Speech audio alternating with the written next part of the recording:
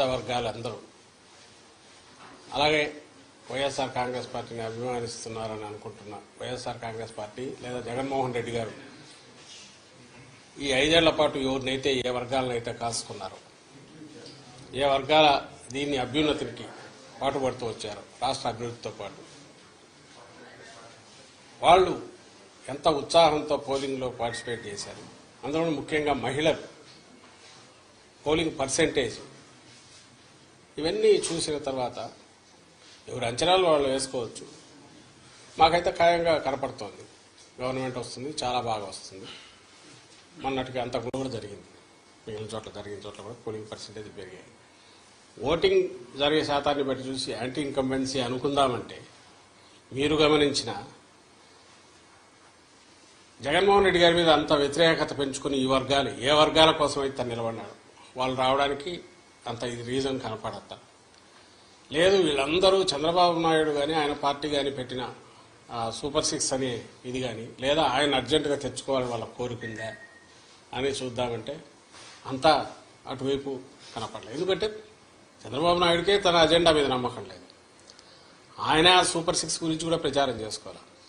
ఆయన ఎంతసేపు ఉన్నా జగన్మోహన్ రెడ్డి గారి మీద వ్యక్తిగతంగా దాడులో లేదా వివేకానంద రెడ్డి హత్యను ఇంకా గొడ్డలు అనడము, ఇంకోటి కుటుంబం దీన్ని వాళ్ళకి సంబంధించిన కుటుంబ సమస్యలు తీసుకొచ్చి పెట్టడము, లేదు లాస్ట్లో ల్యాండ్ టైటిలింగ్ యాక్ట్ అని ఇంకోటి తీసుకొచ్చి ఒక అర్థం లేని ఇది దేన్నైతే వాళ్ళు ఆ రోజు సపోర్ట్ చేశారు, దేన్నైతే ఈరోజు ఐ థింక్ నీతి ఆయోగ్ వాళ్ళ దాంట్లో కూడా ఉంది, దాన్ని ఒక ఇష్యూ కింద చేసి ఆయన ఇచ్చిన హామీలే గట్టిగా చెప్పుకోలేని వచ్చాడు.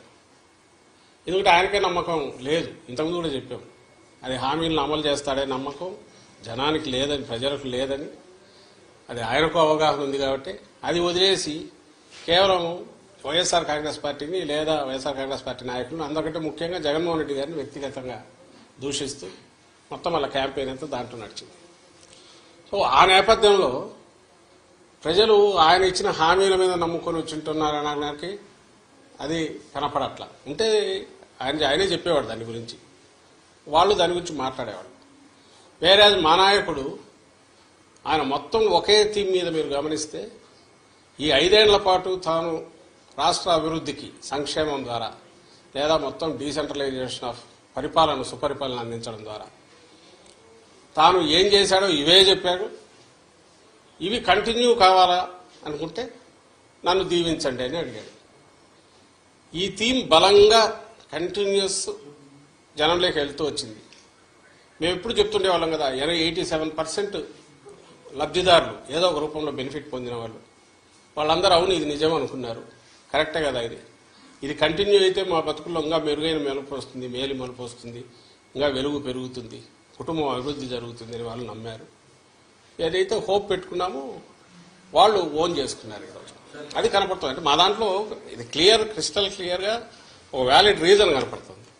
నాకు టీడీపీ వైపు నుంచి ఒక్క రీజన్ చెప్పండి, మేము మీడియానే అడుగుతున్నాం. ఇదిగో ఈ రీజన్ వల్ల వీళ్ళకి వచ్చి ఉండొచ్చు కదా అని అనుకోవడానికి ఒక్కటి చెప్పండి. అప్పుడు ఇదే వస్తుంది. అయినా సరే వాళ్ళు బింకంగా ఏదన్నా అనుకుంటే ఆయన చంద్రబాబు నాయుడు గారిని చూస్తే మీకే తెలుస్తుంది. ఆయన ఈ మధ్య మామూలుగా అయితే ఆయన బయటికి రాగానే ఎన్నికలు రాగానే 2000 చూపించి విక్టరీ సింబల్ ఏదో చూపించాల్సిన ఆయన అది చేయట్లా. ఆయనకు డౌట్ వాళ్ళకు తెలుస్తోంది. It is well return on the wall. రేపు June 4th దీంట్లో కౌంటింగ్లో రాబోతోంది. అది దానికి సరైన కారణం ఉంది.